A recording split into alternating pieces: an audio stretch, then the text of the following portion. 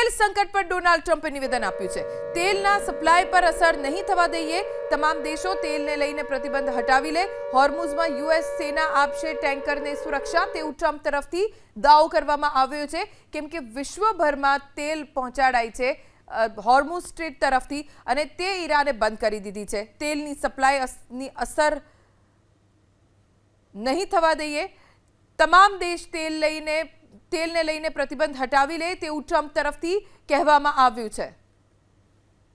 તેલ સંકટ પર ડોનાલ્ડ ટ્રમ્પે નિવેદન આપ્યું છે।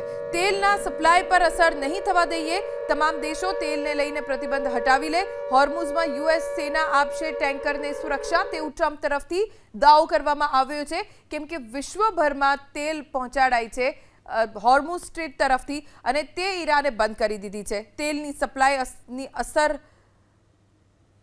નહીં થવા દઈએ, તમામ દેશ તેલને લઈને પ્રતિબંધ હટાવી લે, તેવું ટ્રમ્પ તરફથી કહેવામાં આવ્યું છે।